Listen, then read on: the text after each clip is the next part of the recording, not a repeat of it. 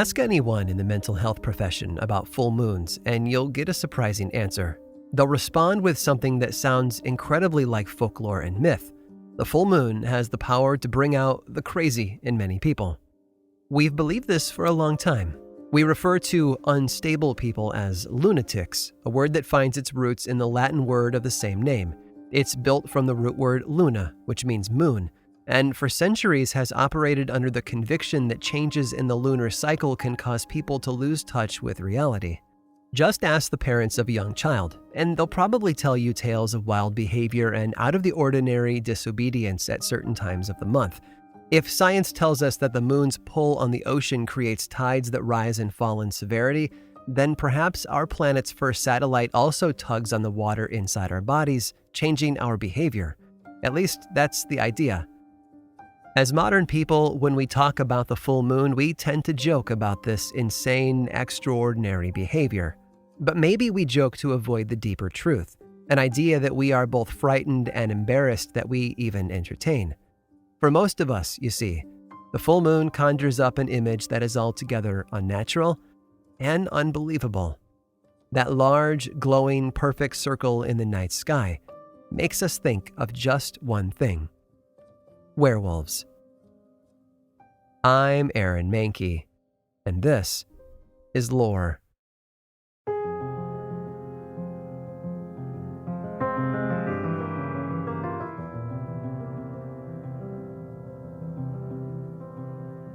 Science has tried to explain our obsession with the werewolf many times over the years.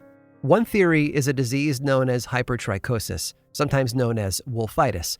It is a condition of excessive, unusual body hair growth, oftentimes covering the person's entire face. Think Michael J. Fox in Teen Wolf. Psychologists actually have an official diagnosis in the DSM-4 known as clinical lycanthropy. It's defined as a delusional syndrome where the person believes that they are transforming into an animal, but the changes only take place in their mind, of course. But delusions have to start somewhere. Patients who believe that they are Napoleon Bonaparte have some previous knowledge of who he was. I think it's fair to assume that those who suffer from clinical lycanthropy have heard of werewolves before. It's actually pretty easy to bump into the myth thanks to modern popular culture. Werewolves have been featured in, or at least appeared in, close to 100 Hollywood films since 1913. One of the earliest mentions of something resembling the modern werewolf can actually be found in the 2,000-year-old writings of the Roman poet Virgil. In his Eclogue 9, written in 40 BCE, he described a man named Moeris who could transform himself into a wolf using herbs and poisons. About 50 years later, Gaius Petronius wrote a satirical novel called, appropriately, Satyricon, which honestly sounds like the equivalent of Stephen King writing a horror novel called Frightacon. In it, he tells the tale of a man named Nicaros. In the story, Nicaros was traveling with a friend when that friend suddenly took off his clothes, urinated in a circle, and transformed into a wolf before running off toward a large field of sheep. The next day, Nicaros is told by the sheep owner that one of the shepherds stabbed a wolf in the neck with a pitchfork. Later that day, Nicaros noticed his friend had a similar wound in his neck. In the Greek myth of the god Zeus and an Arcadian king named Lycaon, Zeus took on the form of a human traveler. At one point in his journey, he visited Arcadia, and during his time in that country, he visited the royal court. The king of that land, Lycaon, somehow recognized Zeus for who he truly was and tried, in true Greek form of course, to kill him by serving him a meal of human flesh. But Zeus was a smart guy after all, and he caught Lycaon in the act, throwing the mythological equivalent of a temper tantrum. He destroyed the palace, killed all 50 of the king's sons with lightning bolts, and then cursed King Lycaon himself. The punishment? Lycaon would be doomed to spend the rest of his life as a wolf, presumably because wolves were known for attacking and eating humans. Most scholars believe that this is the legend that gives birth to the term lycanthropy, lykos being the Greek word for wolf, and anthropos, the word for man. Werewolves aren't just a Greco-Roman thing, though. In the 13th century, the Norse recorded their mythological origins in something called the Volsunga Saga. Despite their culture being separated from the Greeks by thousands of miles and many centuries, there are tales of werewolves present there as well. One of the stories in the Volsunga Saga involves a father and son pair, Sigmund and Sinfjotli. During their travels, the two men came upon a hut in the woods where they found two enchanted wolf skins. These skins had the power to change the wearer into a wolf, giving them all the characteristics that the beast was known for: power, speed, and cunning. The catch, according to the saga, was that once put on, the wolf pelt could only be taken off every 10 days. Undeterred, the father and son duo each put on one of the wolf skins and transformed into the beasts. They decided to split up and go hunting in their new forms, but they made an arrangement that if either of them encountered a party of men over a certain size, and most translations say that number was 7, then they were supposed to howl for the other to come join them in the hunt. Sigmund's son, however, broke his promise, killing off a hunting party of 11 men on his own. When Sigmund discovered this, he fatally injured his son.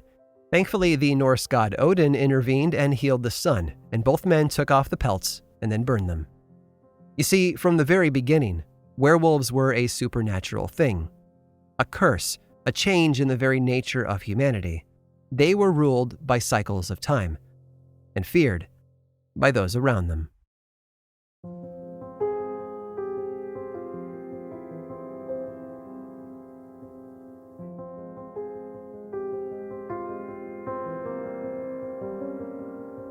Things get interesting, though, when we go to Germany. In 1582, the country of Germany was being pulled apart by a war between Catholics and Protestants, and one of the towns that played host to both sides was the small town of Bedburg. Keep in mind that there were also still outbreaks of the Black Death, so this was an age of conflict and violence. People understood loss, they had become numb to it, and it would take something incredibly extraordinary to surprise them. First, there were the cattle mutilations. Farmers from the area surrounding Bedburg would find dead cattle in their fields. It started off infrequent, but grew to a daily occurrence, something that went on for many weeks. Cows that had been sent out to pasture were found torn apart. It was as if a wild animal had attacked them. Naturally, the farmers assumed it was wolves, but it didn't stop there. Children began to go missing after that. Young women vanished from the main roads around Bedburg. In some cases, their bodies were never found, but those that were had been mauled by something horribly violent. Finding your cattle disemboweled is one thing, but when it's your daughter or your wife, it can cause panic and fear. The community spiraled into hysteria. Now, when we think of historical European paranoia, we often think of witchcraft. The 15th and 16th centuries were filled with witch hunts, burnings, hangings, and an overwhelming hysteria that even spread across the Atlantic to the British colonies, where it destroyed more lives. The witch trials of Salem, Massachusetts, is the most famous example. But at the same time, Europe was also on fire with fears of werewolves. Some historians think that in France alone, some 30,000 people were accused of being werewolves, and some were even executed for it, either by hanging or being burned alive at the stake. The fear of werewolves was real. For the town of Bedburg, it was very real. One report from this event tells of 2 men and a woman who were traveling just outside the city walls. They heard a voice call out to them for help from the trees beside the road, and one of the men stepped into the trees to give assistance. When the man did not return, the second man entered the woods to find him, and he also did not return.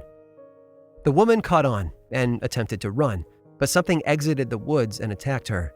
The bodies of the men were later found, mangled and torn apart, but the woman's never was. Later, villagers found several limbs in the fields near Bedburg, limbs from the people who were missing.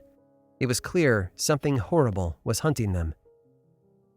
Another report tells of a group of children playing in a field near the cattle. As they played, something ran into the field and grabbed a small girl by the neck before trying to tear her throat out. Thankfully, the high collar of her dress saved her life, and she managed to scream. But these cows didn't like screaming, apparently, and they began to stampede. Frightened by the cattle, the attacker let the girl go free and ran for the forest. And this was the last straw for the people of Bedburg.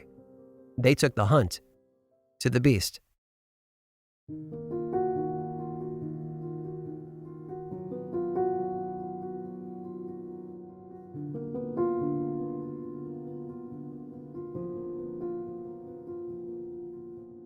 According to a pamphlet from 1589, the men of the town hunted for the creature for days. Accompanied by dogs and armed for killing, these brave men ventured into the forest and finally found it. Interestingly, though, they claimed that they had spotted a wolf, not a man, and quickly chased it down. In the end, it was their dogs that cornered the beast. Dogs are fast, and they beat the men to their prey. When the hunters did finally arrive, though, they found the creature cornered. According to the pamphlet, the wolf transformed into a man right before their eyes. While the wolf had been just another beast, the man was someone they recognized. It was a wealthy, well-respected farmer from town named Peter Stoube, sometimes recorded as Peter Stump. Stoube confessed to it all, and his story seemed to confirm their darkest fears. He told them that he had made a pact with the devil at the age of 12. Their deal? In exchange for his soul, the devil would give him a plethora of worldly pleasures. But like most stories, a greedy heart is difficult to satisfy. Stoube admitted to being a wicked fiend with the desire for wrong and destruction, and that he was inclined to blood and cruelty. To sate that thirst, the devil gave him a magical belt of wolfskin. Putting it on, he claimed, would transform him into the monstrous shape of a wolf. Sounds familiar, doesn't it? He told the men who captured him that he had taken off that belt in the forest, and some were sent back to retrieve it, but it was never found. Still, superstition and fear drove them to torture and interrogate the man, who confessed to decades of horrible, unspeakable crimes. Well known and respected around town, Stoube told his captors that he often would walk through Bedburg and wave to the families and friends of those he had killed. It delighted him that none of them suspected he was the killer. Sometimes he would use those walks to pick out future victims, planning how he would get them outside the city walls, where he could ravish and cruelly murder them. Stoube admitted to going on killing sprees simply because he took pleasure in the bloodshed.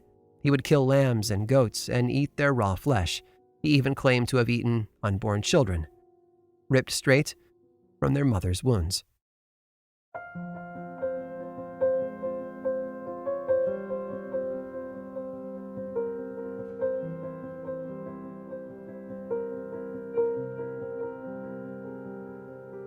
The human mind is always solving problems, even when we are asleep and unaware of it.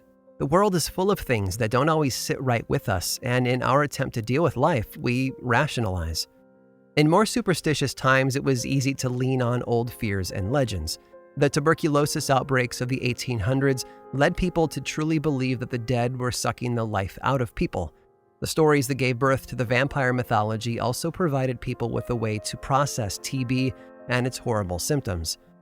Perhaps the story of the werewolves shows us the same phenomenon, but in reverse. Rather than creating stories that help explain the mysteries of death, perhaps we created the story of the werewolf to help justify the horrors of life and human nature.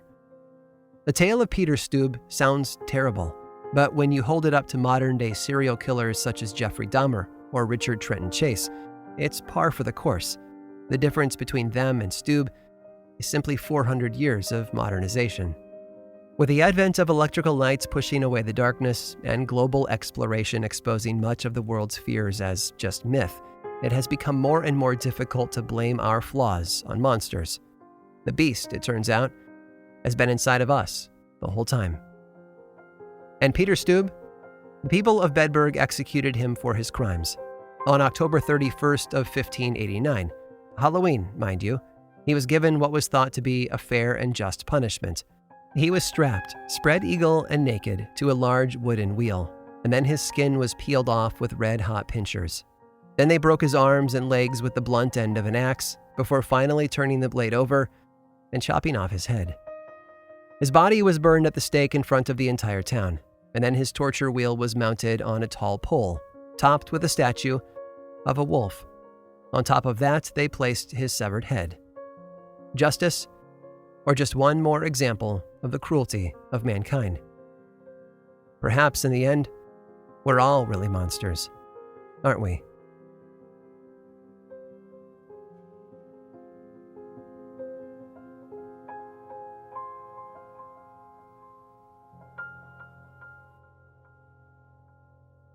I hope this trip through history has opened your eyes to just how old and widespread the legends about werewolves truly are. More than just a trope of Hollywood films, these tales of monstrous transformations have been lurking in the shadows of human culture for centuries. And the Werewolf of Bedburg isn't alone on the stage of medieval killers. In fact, nearby France had its own fair share of shape-shifting creatures, and there's one in particular I want to tell you about. Stick around through this brief sponsor break to hear all about it.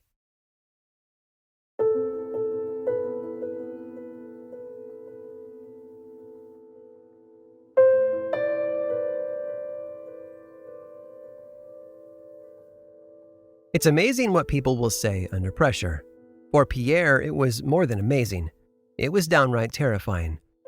Pierre Bergot was a shepherd who worked in the area around Poligny in eastern France at the turn of the 16th century.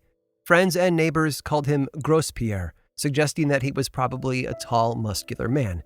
But when he stood before a jury in December of 1521, he told them a story that was much larger than him, one that brought the supernatural to life. According to Pierre, he was working hard in the pasture outside of town one day in 1502, when a great storm began to blow in. All the signs pointed to a rough experience: thunder, forceful winds, and the beginnings of a hailstorm, so he began to frantically gather his sheep so he could lead them back home. But that's when 3 riders approached. Pierre admitted to the court that he was afraid.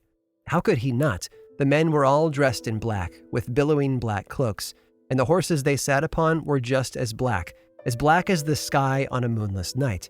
So despite being a large man used to handling livestock out in the wilderness, he cowered at their approach.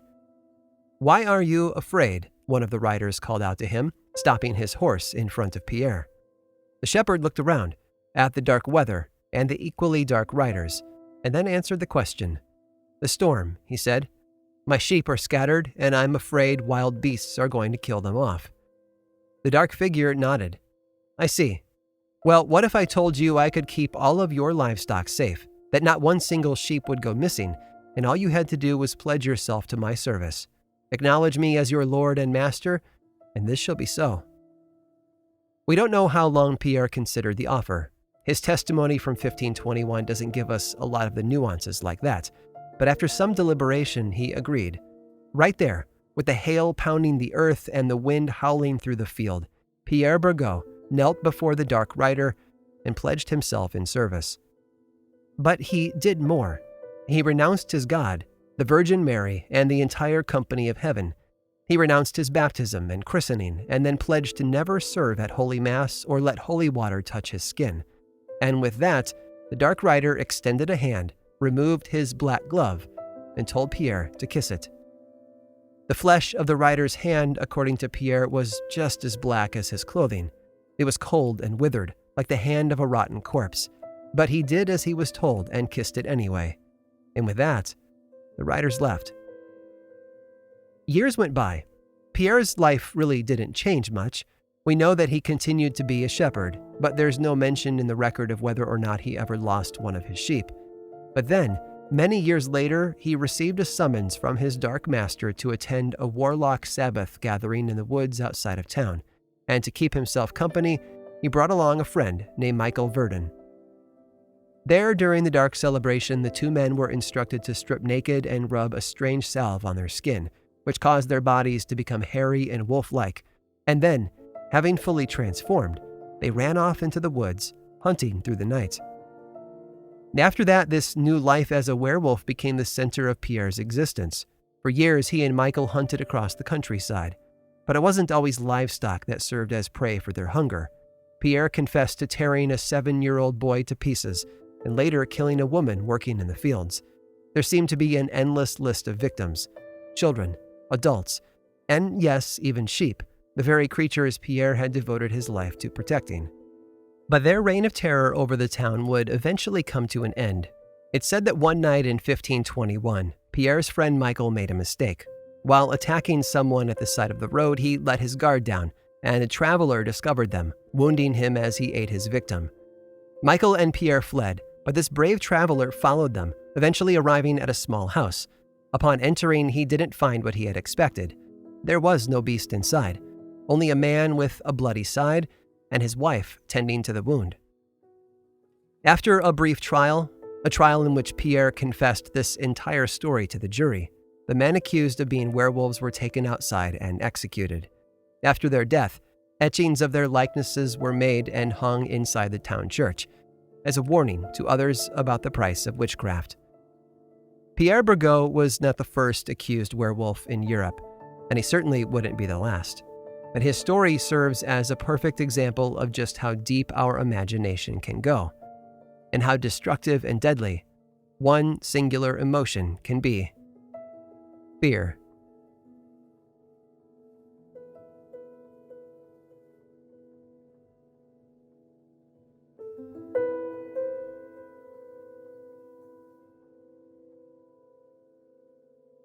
This episode of Lore was researched, written, and produced by me, Aaron Mahnke, with music by Chad Lawson.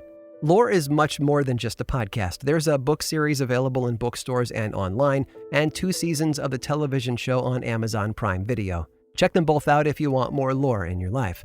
I also make and executive produce a whole bunch of other podcasts, all of which I think you'd enjoy.